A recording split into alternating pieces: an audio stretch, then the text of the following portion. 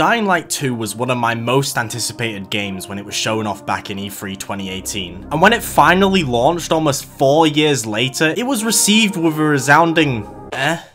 Now, usually people wouldn't care about an game, but this was Dying Light 2, the sequel to what could be considered the best zombie game ever created.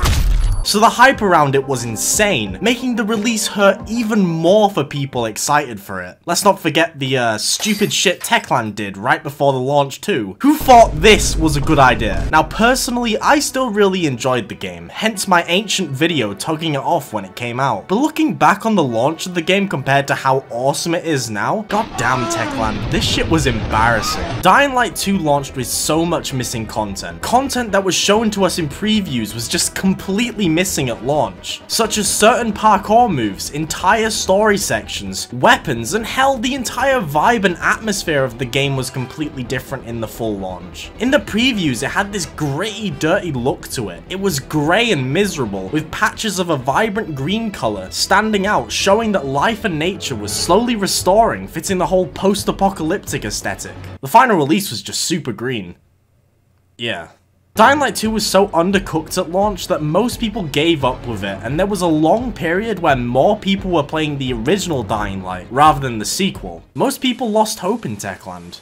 I didn't give up though, and oh boy, I'm glad I didn't, because I knew that TECHLAND wouldn't give up either, considering how much care and attention they gave to the original Dying Light years after launch. And they have done the exact same thing with Dying Light 2, giving it a multitude of amazing updates, adding so many quality of life improvements, re-adding cut content that was shown in the previews, and finally overhauling the entire gameplay with 2 massive updates. And those 2 updates are what I'm going to be talking about in this video today, as they are what make Dying Light 2 absolutely worth it now. And dare I say, make it better than the original. Oh fuck, no, I didn't mean it, guys, I didn't mean it. Cut to the transition screen, quickly. The first huge update overhauling Dying Light 2 was the gut feeling update, which specifically targeted fixing the game's combat and enemy physics, because before they just felt completely off. Enemies would react to hits the exact same way no matter what type of weapon you were using. For example, a machete would have the same impact as a hammer, which obviously made absolutely no sense. It somehow still felt more impactful than the Dead Island 2 combat though. I'm just saying. Oh my god, the swing of the sledgehammer is so bad. Enemies' limbs would rarely dismember too. Or if any limbs were to dismember, it would be after killing them fully. It just wasn't satisfying. Enemy physics were completely busted too. They would just ignore the laws of gravity and hover over edges like a fucking cartoon character. Which was baffling considering the whole zombies being able to fall off high places was a thing that was in the original game.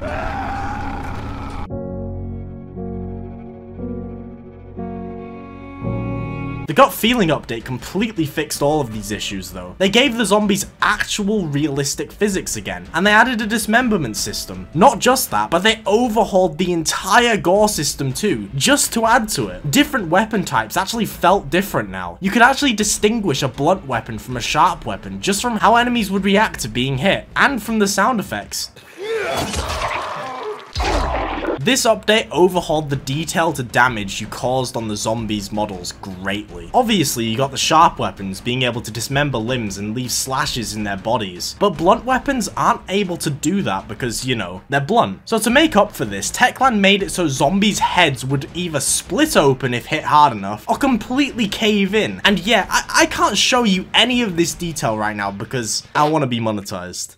I have a cat to feed. This update brought a few people back, but it wasn't enough for most. There was still quite a few glaring issues and problems with the game, and TECHLAND knew this, which is why a few months later they released...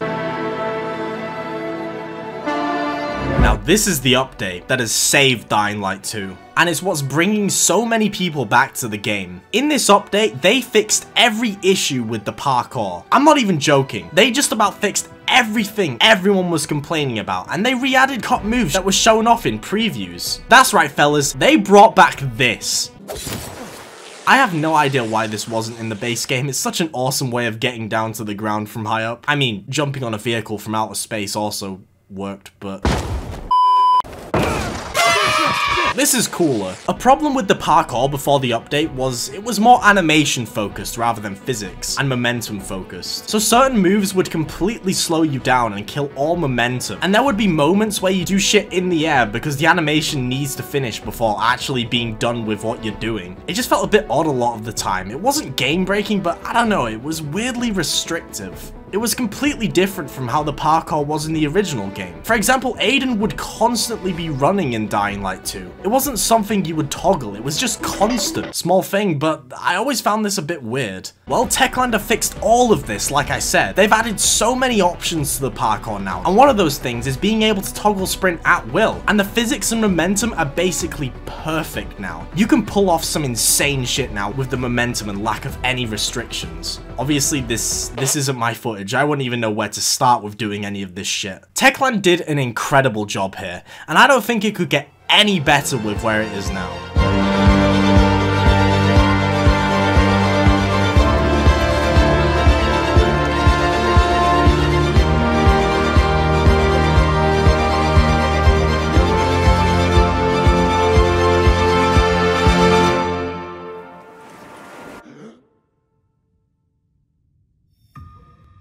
This update did more than just improve the parkour though. It made the nights far scarier.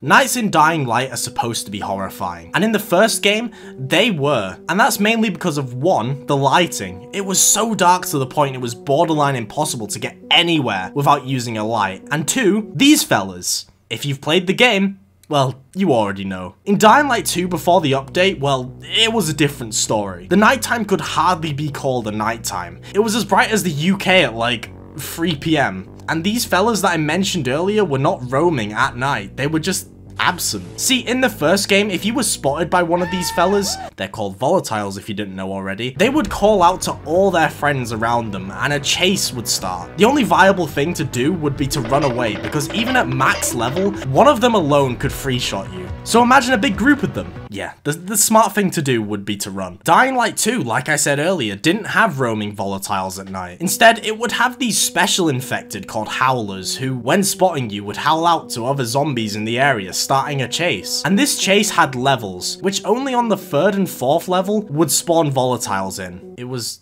kind of stupid. Now don't get me wrong, these chases were still tense, but I don't know, it made being a night runner seem more like a fun little hobby, rather than a life or death job for survival, like it's supposed to be. Well, obviously the update that improved the game's parkour also completely fixed the issues with the night. Not only did they make nights even darker, but they also added extra filters to the game. One of the filters making the nights even darker, like to the point where it is literally pitch black, you cannot see anything. Volatiles also roam the street now, and they do what they did in the first game. If they spot you, they will call their friends to hunt you down, and they are absolutely horrifying. It makes the howlers completely redundant, but they're still in the game. They're friendly now, and don't attack you. This isn't a glitch, guys. This is just my new best friend. Home run! The new nights combined with the new parkour just make the Good Night Good Luck update perfect. And it makes me realize this is how Dying Light 2 should have been at launch. The game is incredible now after these 2 huge updates. And let's not forget, I haven't even mentioned the abundance of quality of life shit they included with them. If you've been holding off getting the game, waiting for it to be fixed, then now is the best time to get it, especially if you loved the original Dying Light. Let's not forget there's still 4 years worth of updates and content to come, including the second DLC. Just buy the game, man. I don't know what else to say.